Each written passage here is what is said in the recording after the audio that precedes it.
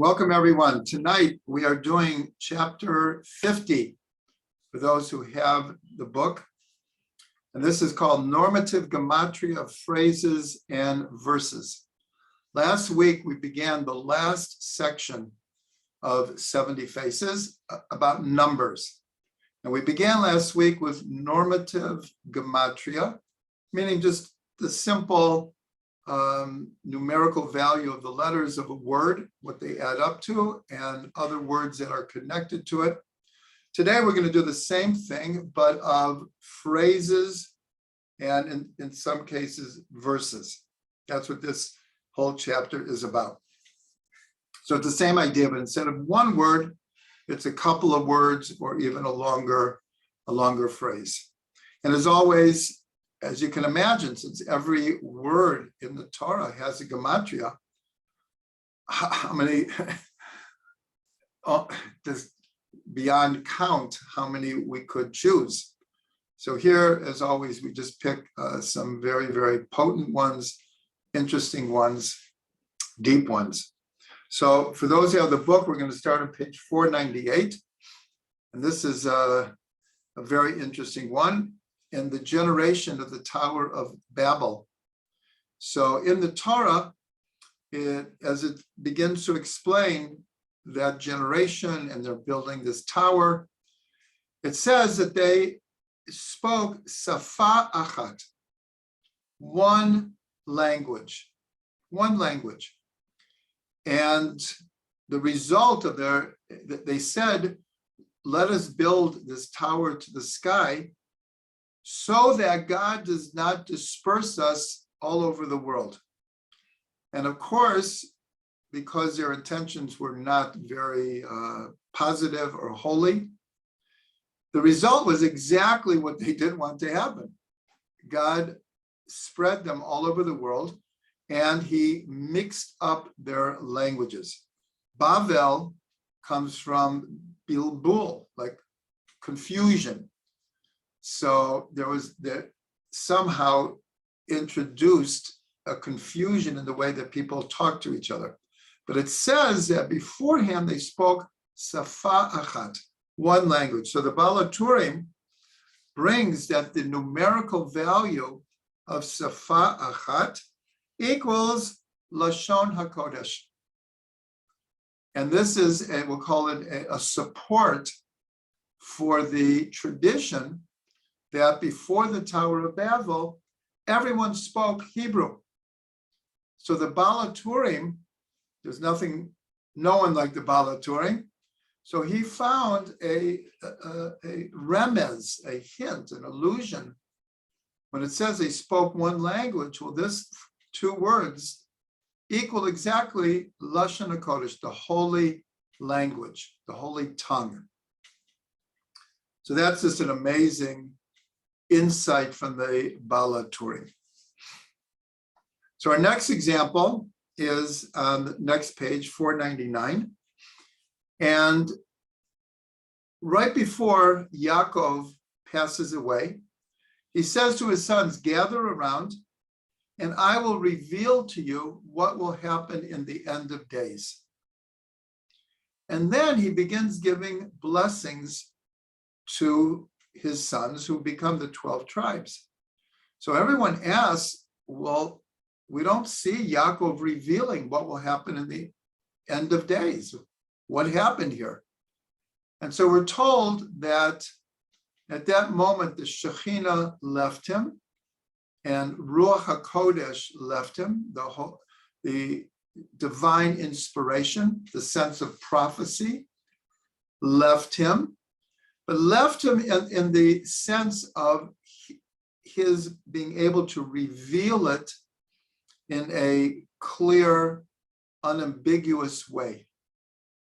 So if you look at Rashi and you look at the blessings that he gave to his sons, so many of Rashi's explanations are that Yaakov was actually revealing to different tribes who would come from them, famous incidences in history.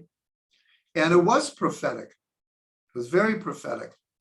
So the blessing that Yaakov gives to Yehuda, Judah, his fourth son. It's all very symbolic. We're not going to go in depth here. In fact, I already decided that I would share on the WhatsApp a long article about the symbolism of the whole blessing. Like each word is full of blessings, and because Yehuda is the beginning of the tribe from which the kings come from, David HaMelech comes from Yehuda, and from David HaMelech come the line of kings leading all the way to Mashiach ben David, the Mashiach who will also come from David. So Yehuda, he is the king figure. And so a lot of the blessing that he gets from Yaakov is involved with the idea of his being the king. And part of the blessing is he says that the staff, it's really actually the staff of learning, will not depart from Yehuda until Yavo Shiloh, until Shiloh comes. Now, this name Shiloh doesn't really appear in other places. It's like this mysterious name. What does it mean until Shiloh comes? So if you look at the Gematria of Yavo Shiloh, when Shiloh comes, it equals exactly 358, which is the Gematria Mashiach. So here, Yaakov, in symbolic language, is saying that the blessing that he's giving Yehuda to be the line of kings will last all the way until Yavo Shiloh, until Mashiach comes. And like I said, I will share in the WhatsApp a lot of symbolism in the blessing that Yaakov gives to Yehuda, all about Mashiach. It's really all about Mashiach coming. But if you look at the word Shiloh without Yavo, Yavo is 13, and Shiloh is 345. Well, 345 is the gematria of Moshe. So there's a very deep hint here. Until Shiloh comes, and the word Shiloh itself equals Moshe. So this is, again, we'll call it a remez, an allusion to the idea that Moshe, hu hagoel harishon, hu hagoel acharon. He is the first redeemer, and he will be the last redeemer. Meaning that the soul of Moshe will be a very important part of Mashiach. He is the first redeemer, and he will be the last redeemer. And all of this is found in the Gematrias. So it's just, again, an allusion.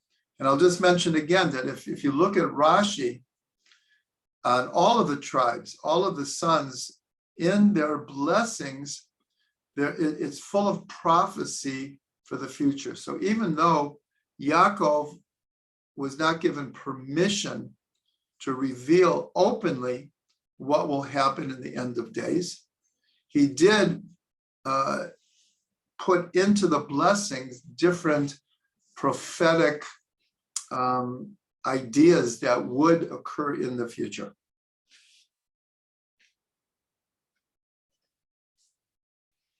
Okay, so our next example is on page also 499.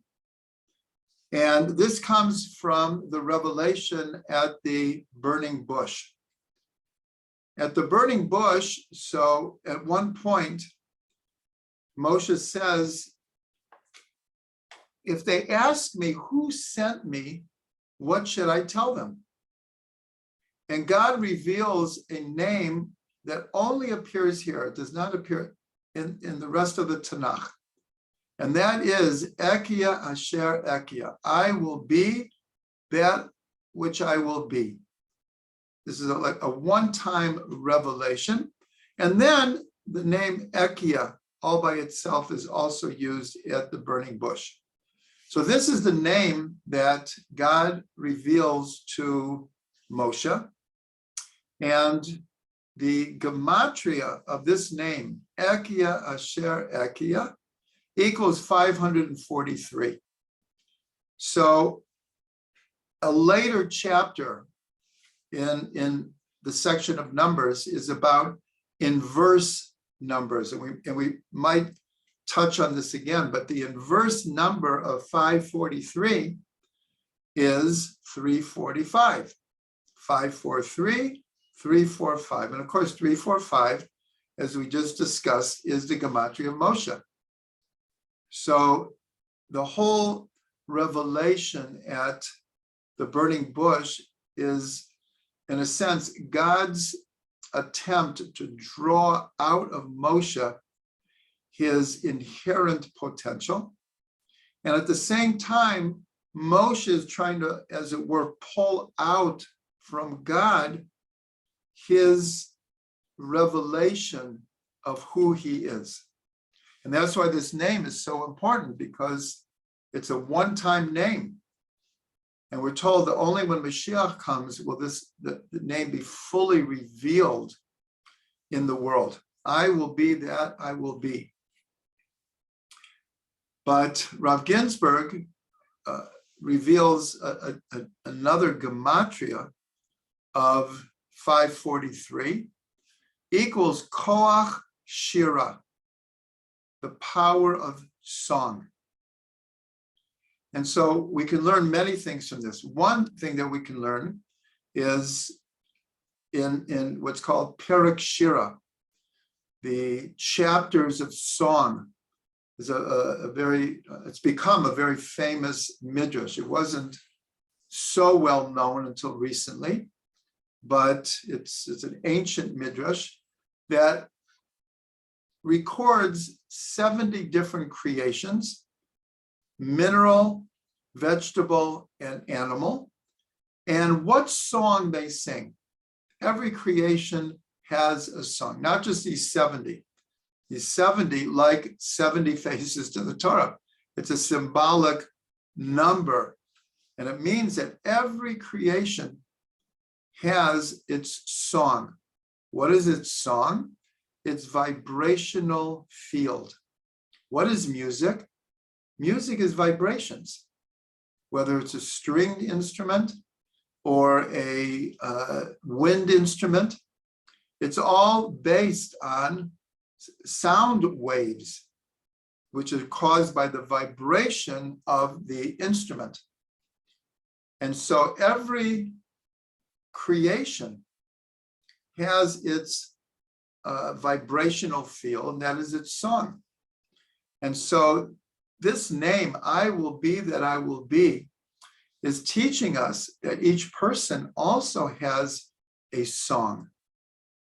And this song is best defined or expressed as one's sense of purpose in the world. When one doesn't feel they have a purpose in this world, so a lot of the time, to use the imagery of music, we might relate to the way our life is going as like off key, or not in harmony, or cacophony. But when we're in tune with what we feel our purpose is, and we're doing what we think we should be doing and know that we should be doing, then the music flows. There's a harmony. So this is how we become who we are. So this name, I will be that I will be. Well, how do we become who we should become? By connecting to our song, the koach shira. Again, koach shira equals 543, equals this name of God. So this is a very, very deep and profound idea.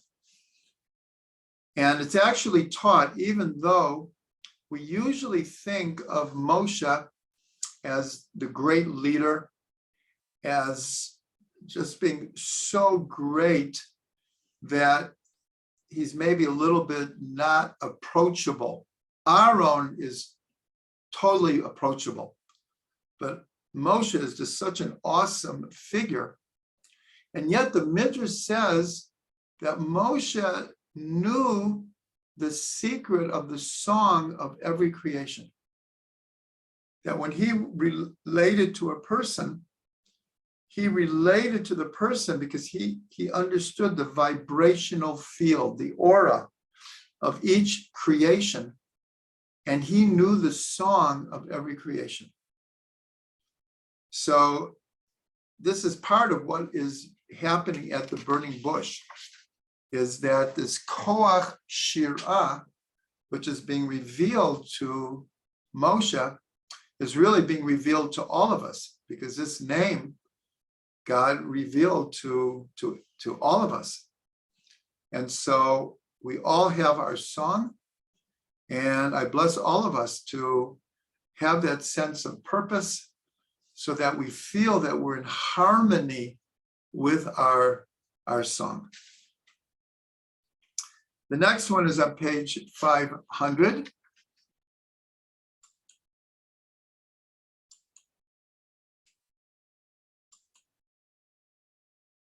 Okay, I'm just looking for a second because one of the people who come to the class often asked about this next idea that we're going to talk about. And I said, I can't believe you are asking, because in the next class, that's what we're going to talk about. So I don't see him here now, but I hope he'll watch the recording. And so that is on page 500.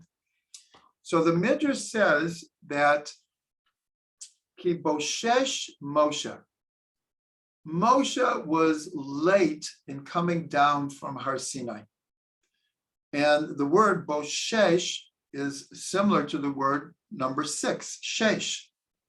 And the Midrash learns he was 6 hours late, at least according to the people's calculation. According to Moshe's calculation, he wasn't late at all. There was a misunderstanding. And this misunderstanding led to big problems. And so the people, in reaction to him being late, they said, what are we going to do? Moshe is not coming. We need another leader. And that turned into the golden calf, the Egel HaZahav. But the Midrash says, why were they so sure that Moshe wasn't coming? I mean, okay, there's Jewish time. Okay, so Moshe is 6 hours late. Okay, that's not a couple of minutes, but still, like today, like there's so many flights that are delayed and canceled, and people come late. So the Midrash says that the Satan created an image in heaven that the people imagined that they saw the body of Moshe lying with no life in it. And because they saw this, then it's like, oh my gosh, he's really not coming. And so it's brought down that the numerical value of Egel HaZahav, the golden calf, is 122. And this equals the phrase Koach HaMidameh, the power of imagination. So this puts together this midrash with how did they end up making a golden calf? Because in their minds, they were convinced that it wasn't that Moshe was just late. They thought they saw this vision of Moshe lying dead. And so they panicked. We need a leader. We need something in place of Moshe. And they end up making the golden calf. So here we see the danger, the negativity of a unrectified imagination. Now, I want to explain something here, which it's a very, very deep idea. And it's brought down that when the age of prophecy ended, the what's called the taiva, the almost uncontrollable desire to worship idols, was also taken out of the world. Not that idol worship totally ended, but what's called the desire for idol worship was lessened in the world. And so everyone asked, well, is there a connection between these two things? Is there a connection between the end of prophecy and the end of the desire for idol worship? And so it's explained in many different commentaries that there is a connection.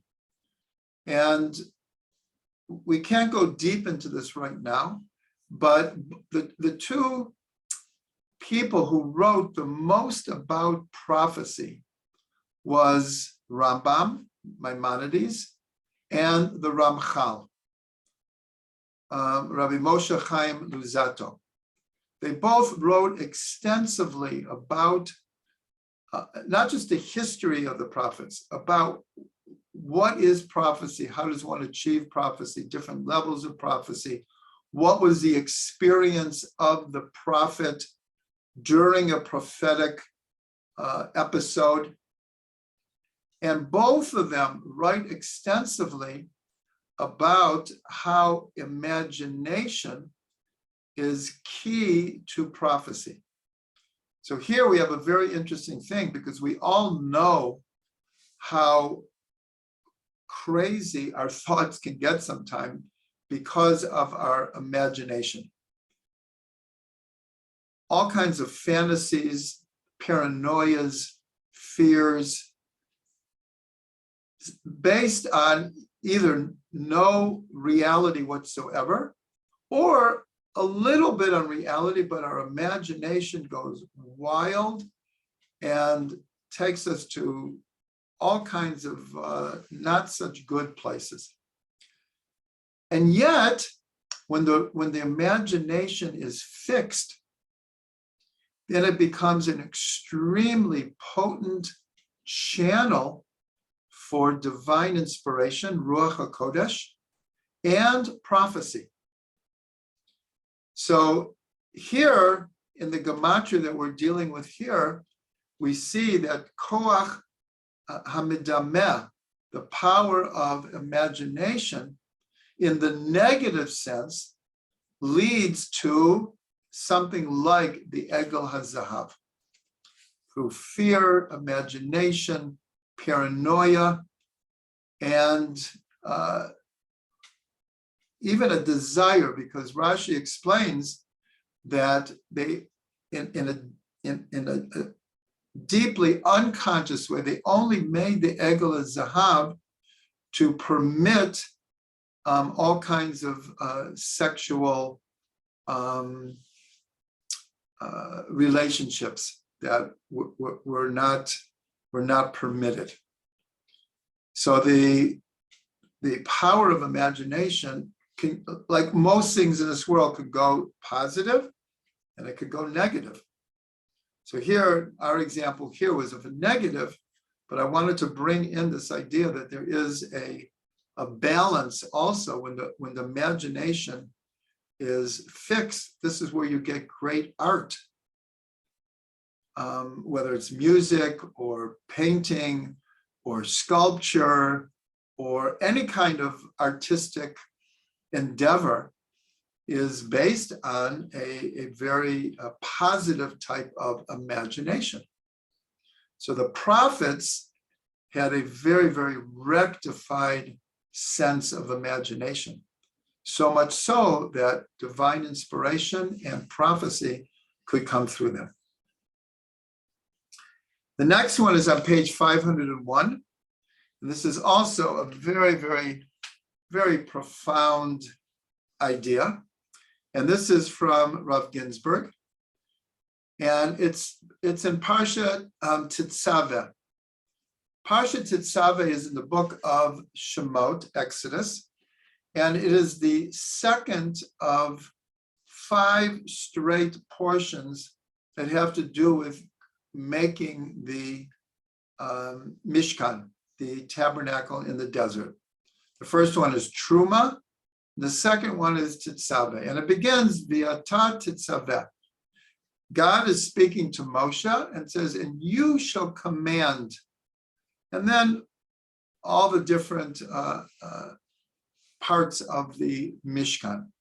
So Rav Ginsburg said that the 2 words, V'ata Tetzaveh, equal 913, equal the word Bereshit, the first word of the Torah. In the beginning, God created the heavens and the earth.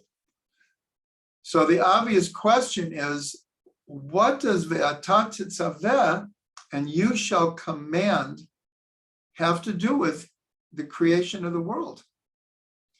So Rav Ginsburg explains that the word Ve'ata, when you permute the letters, is ta'ava, is desire. And he explained that the most enigmatic reason given for God creating the world is V'hitaveh Kadosh Baruch Hu dira b'tachtonim, that God had a desire, a passion to have a dwelling place in the lower worlds.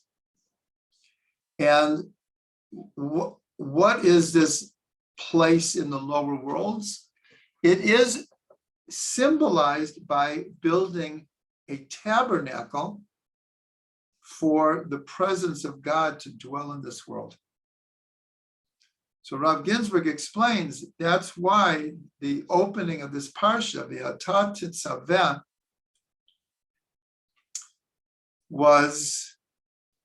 is the same Gematria of Bereshit, is because the whole purpose of creation, as it were, from God's point of view, was that there should be a place for godliness in the physical material world.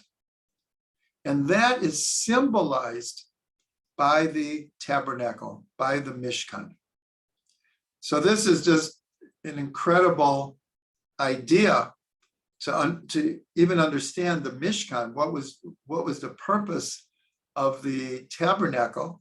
But here we see it's really the fulfillment of the reason for creation.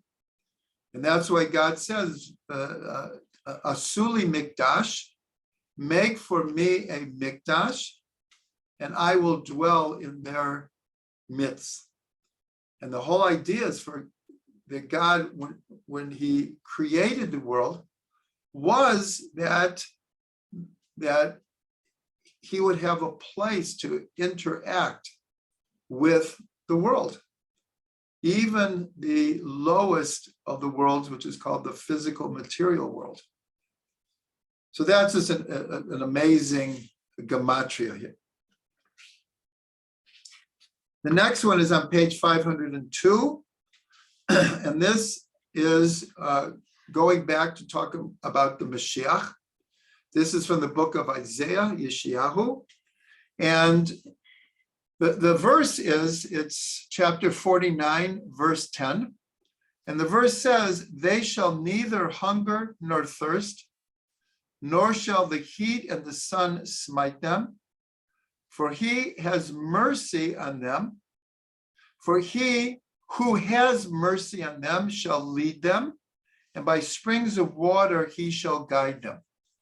So this is like many places in Isaiah. Of course, Isaiah is not the only prophet to talk about a future redeemer, but maybe more than any of the other prophets, Yeshayahu talks about a future redeemer, Mashiach. And in one of the verses which we just read, the term, here in English, it's a lot of words, but in Hebrew, it's just two. For he who has mercy on them, that's the one who will lead. So in Hebrew, it's ki mirachamam. The one who has mercy on them, he will be the redeemer. He will be the one to lead them. And so these words, ki mirachamam, equals Mashiach. These two words equal 358, which equals Mashiach, 358. And so this goes back to this idea about Moshe. When we say Moshe, Hua Goela Rishon, Hua Goela Acharon. He is the first Redeemer, and he is the final Redeemer. And we know that Moshe had two main qualities, soul qualities. One, the Torah attests to, that he was the most humble person on the face of the earth. But the other one was his compassion. That throughout the Torah, over and over and over again, we see Moshe, because of his compassion for different people and different circumstances, he acted according to his compassion. And this comes out especially when, despite the fact the same people who threatened to stone him and Aaron a number of times, Moshe is continually asking God to have compassion on the people and to forgive them. Again, this is the same people who are really causing Moshe incredible problems. And yet, his great love and compassion for the people. So Yeshayahu is saying that this will be the quality of the Mashiach. His ability to lead is dependent on the depths of his compassion for the entire world, for everyone. Because Mashiach is coming not just for Israel, he's coming ultimately for the entire world. So this is a very, very important concept. The next one is on page 503. And this is an amazing one. We know from the book of Kings that Shlomo HaMelech, King Solomon, in the first temple, he put 10 menorahs. 10 menorahs. Whereas in the tabernacle, there was only one. And of course, each menorah is made up of 7 branches, a middle branch and 3 on each side. And yet, King Solomon puts 10, and therefore there are 70 branches, 70 lights in the temple. So the question is, where did King Solomon come up with this? Because almost all the main, let's say, components of the tabernacle, that's the prototype for the temple. And by the way, it's also the prototype of the synagogue today. It's the same components, just in different forms. So in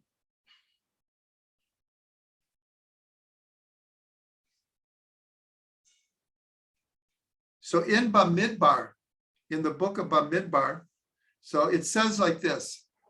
This is in Parshat Behalotcha. So the verse is, this was the form of the menorah, hammered work of gold, from its base to its flower, it was hammered work. According to the form that God had shown Moshe, so did he construct the menorah. So this is just explaining that the menorah was very, very unique because it was made out of one block of gold. This is like incredible to think about. It wasn't like different parts of gold that were soldered together to make the menorah. It began with a block of gold, and it was chiseled out to the form of the menorah. But what we're interested here is in the end of the verse. It says, so did he construct. So in Hebrew, that is Ken Asa. Ken Asa. So the explanation that is given is that you look at the word Ken Asa. Ken, Chaf Nun, equals 70. Asa equals the name Shlomo. So here's an amazing hint, allusion, that Shlomo HaMelech could have seen this numerical value is like popping out at him, telling him Shlomo did like this. He made 70 lights. Ken, 70. Ken Asa. Shlomo made 70 lights. It's in the words themselves. So that is really amazing. Really amazing. But there's another explanation of why he made 10 menorahs. And that is that in the speech that Shlomo made when he inaugurated the temple, it's recorded in the book of Malachim, and I believe in Divrei Hayamim as well. And it's a long speech, and he's speaking to God, and it's a prayer. And basically, he asks God, when your people come to the temple, so please listen to them, grant them their heart's desire. And then he continues and he says, when the nations of the world come and bring offerings to the temple, please listen to them as well. So we can see from this that Shlomo had a vision of the first temple as being what is, Isaiah later says, what will be the third temple. A house, God says, it will be my house of prayer for all peoples. That is God's vision of the third temple. A house of prayer for all people. But here we see that Shlomo also had this vision that that's how the first temple should be. And so he put 70 lights to represent the 70 nations. In other words, this temple is meant for everyone. And we know from the book of Kings that the wisdom of Solomon became world renowned. And it says that kings and queens and the wise people from all the nations in the world came to Jerusalem to hear the wisdom of Shlomo. So here we see that there was something very, very unique going on here. And Shlomo had this vision. He had this vision. And even though it did not turn out the way maybe he intended, but everyone asks, how could he have married 1,000 women? What was he trying to accomplish here? And we know that in a sense, he did not accomplish what he wanted to. And it might be that because the way he was going about it was not the right way. And at the end of his life, even in the book of Kings, it doesn't end well for King Shlomo, and in his son's life, the kingdoms were split, and his whole vision, in a sense, fell apart. But he at least, what's called to give him a chaf zchut, to give him the benefit of the doubt, he married all of these women in order to try to bring everyone into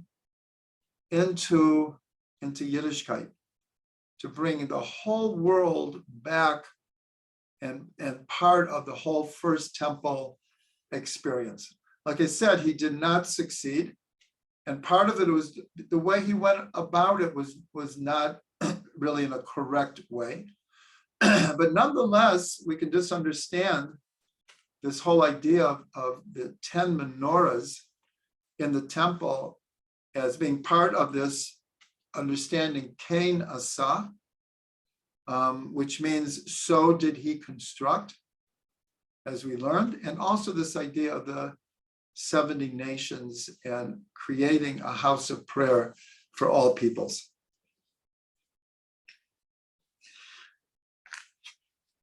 Okay, we're running out of time, so we're going to do the last ones all pretty quickly.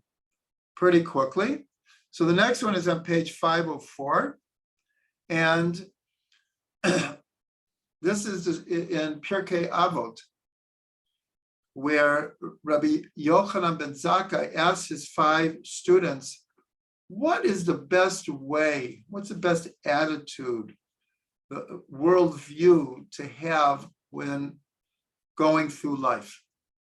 And they all gave their opinions. Each one was correct in a way. And Rabbi Elazar ben Arach said, Lev Tov, a good heart. And Rabbi Yochanan ben Zakkai said, I choose his answer because his answer includes all the other answers. Lev Tov. So Lev Tov equals 49.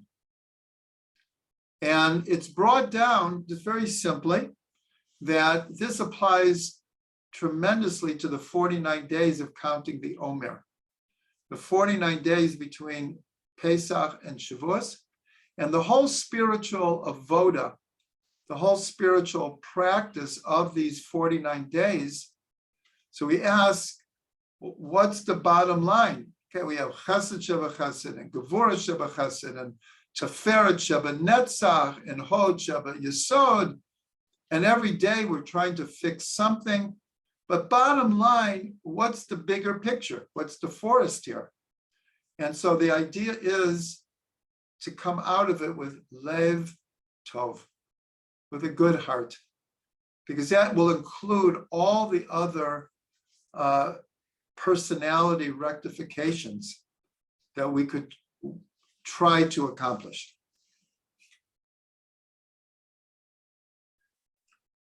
The next one is also on page 504. This is also really an amazing one. We talk about Chabad all the time, and we talk about the Sfirot of Chochmah, Bina, and Dat, the 3, what we call upper intellectual Sfirot, Chochmah, Bina, Dat. So the combined Gematria of Chochmah, Bina, Dat equals 614. 614 equals Cherut, freedom, Cherut. So the first thing we can learn is that how do we achieve freedom? It must be through Chachma, Bina, Dat. And this is what the Alter Rebbe said, Hamoach shalit al halev. The mind must rule over the heart. The heart is incredible, but it's like the imagination we learned before.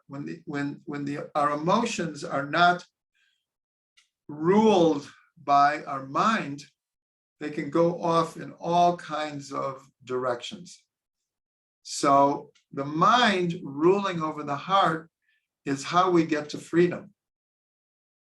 And so there's a missing piece here. It's obvious that 614 is one after 613. Well, 613 are the number of mitzvot in the Torah. So how do we get to freedom?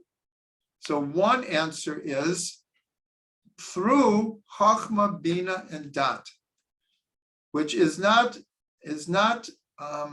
squelching the heart, but it's channeling, it's rectifying, it's clarifying the heart, directing the heart. But also, what like we said about the 49 days of the Omer, well, what's bottom line? What are we trying to achieve? So here we see that the 613 mitzvot, they are leading us to freedom, to cherut. Because in this world, if the mind is not ruling over the heart, then what it means is our lower soul is calling the shots. And if the lower soul is calling the shots, the chances of going like off the derech, off the true path is much easier. And so therefore, through the mitzvot and Chochmah, Bina, Dat, this is the formula for freedom.